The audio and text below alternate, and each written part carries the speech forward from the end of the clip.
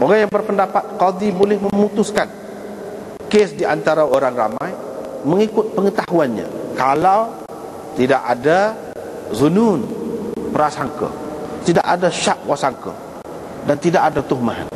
Itu syarat. Kalau ada keraguan, sebarang keraguan, ataupun mungkin timbul tuhmahan, maka tak boleh. Tak boleh lah. Kalau diyakini, walaupun tak ada saksi pun tak apa. Terutama zaman dulu kan, payah nak hubungi, nak berhubung satu tempat ke satu tempat tu payah. Tetapi Imam Abu Hanifah, Imam Syafi'i, dan ramai lagi yang lain mengatakan tak boleh. Dia kena ada saksi. Dia kena ada saksi. Surat walaupun cop pun ada cop. Sebab apa? Surat ni boleh orang buat, tak padan dengan surat tu saja, tetapi kena ada saksi pula. Orang yang menjadi saksi bahawa betul memang surat ni ditulis oleh pegawai sekian-sekian ataupun hakim sekian-sekian. Kalau tak ada saksi tak boleh. Itu mengikut dia. Terutamanya dalam kes-kes yang berat. Jadi sebenarnya kedua-dua pendapat tu molek kalau kita gabungkan. Dalam keadaan misalnya awal Islam, tidak ada fitnah, tidak ada tak molek, boleh diterima lah dalam keadaan itu. Tapi dalam keadaan masyarakat sudah ramai ada yang tak molek, molek juga kalau ada saksi. Tapi bagi pihak yang pertama, kata boleh tu, sebab dia kira ada peraturan dia dah kan, ada pegawai-pegawai yang khusus dah. Job dia tu bukan senang nak dapat, dan dia nak boleh tulis surat tu mestilah mana ada peraturan dia dah, ada kawalan dia dah. Dia tak boleh sewenang-wenang begitu. Jadi kalau hak terima tu pun dia tidak sewenang-wenang juga. Walau bagaimanapun kalau ada saksi ini lebih kemah lagi, lebih kemah lagi. Wa ma yajuzu min dhalika wa ma yadhiqu alaih. Hak mana boleh, hak mana tak boleh. Imam Bukhari nak isyarat kepada ada khilaf sanilah. Ada hak kata kalau surat tu kalau tak ada cop tak boleh. Ada hak kata kalau tak ada cop pun, tak ada saksi pun boleh berlaku. Ada kata kalau ada cop pun tak padan lagi, kena ada saksi lagi. Ada juga. Jadi hak ni bergantung kepada keadaan lah sebenarnya. Tengok keadaan lah. Kalau perlu lebih ketat, perlu ketat lagi. Kalau tidak perlu, tak perlu.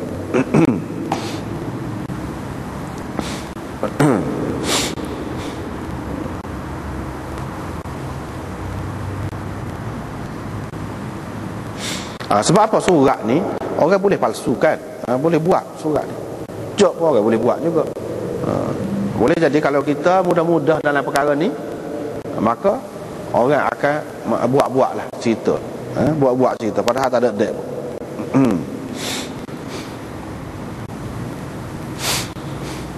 Aku mana-mana pun maksud dia nak suruh terkawal lah. Jadi Imam Bukhari buat marah yang kedua. Surat hakim, hakim di sini maksudnya pemerintah. Pemerintah.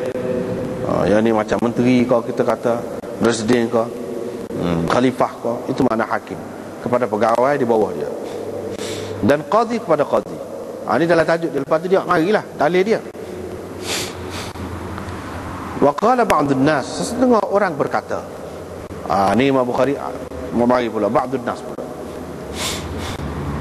Biasanya ba'dun nas ini dalam Bukhari ni maksud dianya ialah ulama-ulama dalam mazhab Hanafi atau Imam Abu Hanifah sendiri. Tapi sini tidak ulama-ulama dalam mazhab Hanafi saja, bahkan ulama-ulama dalam mazhab Syafi'i juga. Imam Syafi'i juga maksud dia di sini, ba'dun nas di sini. Bukan khusus dengan Imam Abu Hanifah dan ulama-ulama dalam mazhab Hanafi, tetapi juga Syafi'i dan ulama-ulama dalam mazhab Syafi'i. Jadi Imam Bukhari nak kritik ni. Bila dia kata ba'dun nas, mana dia nak kritik pendapat ni. Dia kata surat pemerintah boleh diterima kecuali dalam kes hudud. Dalam kes hudud. Kemudian dia kata kalau pembunuhan itu tersalah, itu boleh. Walaupun kes hudud juga boleh pula, kerana ini kes harta mengikut dakwaannya. Padahal baru jadi kes harta apabila telah terbukti bahawa pembunuhan itu pembunuhan tersalah, bukan sengaja. Kalau nak kira pada asalnya pembunuhan itu sengaja ke ataupun tersalah, serupa aja. Sekat. Jadi dia kata gini, ulama-ulama dalam mazhab Hanafi, dia kata surat pemerintah boleh terima kalau tidak kes hudud, tidak kes jenayah. Kalau kes jenayah tak boleh. Kalau kes berkenaan dengan kewangan ke, hutang piutang ke, sewa menyewa ke, apa-apalah, kes muamalah berkaitan dengan sivil boleh. Tapi kalau berkaitan dengan jenayah tak boleh. Dia kata. Tetapi kalau kita perhatikan pendapat ni, orang ni dia bercanggah ni. Dia kata tak boleh dalam kes hudud. Tetapi kalau dia kata kes itu kes pembunuhan tersalah, boleh pula. Misalnya hakim hak sini buat keputusan bahawa kes dia ni, pembunuhan ni adalah pembunuhan tersalah, bukan sengaja. Dia pun tulis surat.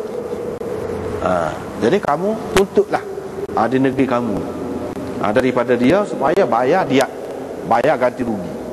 Sebab pembunuhan dengan tersalah ni mengikut hukumnya iaitu dikenakan ke atas keluarga pembunuh tu, bukan kepada pembunuh sendiri, tetapi keluarga pembunuh. Dan tidak ada hak lain dah, hanya kena bayar diat saja, bayar ganti rugi saja. Adapun nak kena hukum balas tak ada.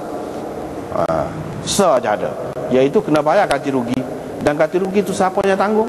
Iaitu dalam istilahnya dipanggil aqilah. Aqilah ni keluarga siapa? Pembunuh tu, bukan pembunuh tu sendiri. Tapi kalau dalam kes pembunuhan sengaja, maka dia ada tiga lah, bahkan tiga ada kemungkinan. Hukum balas, bunuh balik. Yang kedua, tidak bunuh. Kalau dimaafkan oleh keluarga si mati ni, keluarga yang kena bunuh ni, tetapi dia kenakan diat, bayaran ganti rugi. Dua. Yang ketiganya, tak kena berlaku, bunuh pun tidak, ganti rugi pun tidak, maafkan saja. Itu tiga cara. Dan kalau dikenakan bayaran ganti rugi dalam kes pembunuhan sengaja ni, siapakah yang kena bayar? Orang yang membunuh tu sendiri yang kena bayar daripada harta benda dia, bukan keluarga dia. Tetapi orang yang membunuh itu sendiri. Apa yang hukum Islam ni beza ni, tak serupa ni. Sebab dia ada maksud dia ada hikmat dia lah, ada hikmat dia yang tersendiri. Di sinilah moleknya. Dari segi hukum jenayah Islam ni, dia tidak serupa hukum jenayah hak lain. Dia ada beza. Hak ni tak kena pembunuh. Kalau kes pembunuhan sengaja, tersalah, tetapi kena keluarga, apa? Ini cara Islam ni nak mendisiplin masyarakat. Sebab itulah kadang-kadang kita tengok masyarakat ni tidak terkawal. Sebab apa? Peraturan yang ada tidak lengkap. Banyak perkara tidak dia, sebab kita kata beginilah. Kalau pagar, tidak pagar habis. Pagar dah, pagar sebelah. Alik ni tak pagar, kalau orang mari ikut ni boleh masuk. Gitulah. Tapi kalau kita terima hukum Islam semua sekali, mana seseorang pagar semua, sekeliling pagar, selamatlah. Jadi binatang-binatang tidak boleh menceroboh tanaman-tanaman kita dan sebagainya. Kalau kita ni pagar boleh, ni dia tidak. Sebabnya misalnya hukum jenayah ni bila tidak jalan, maka apa-apa yang ada kaitan dengan dia, hikmat dia, falsafah dia pun tak sapalah pada masyarakat, tak sapa. Misalnya hukum nak jadi saksi, nak jadi saksi dia kena orang adil, tak boleh fasik. Dia kena orang adil. Fasik ni orang melakukan dosa, tak boleh. Dosa besar tak boleh. Ada kihdah lah, ada kihdah. Kalau kita lah ni ada kih mahkamah dah, masuk jedah kau, tak boleh terima saksi daripada orang lagu tu. Dia kena orang yang adil. Orang yang adil ni orang baik lah.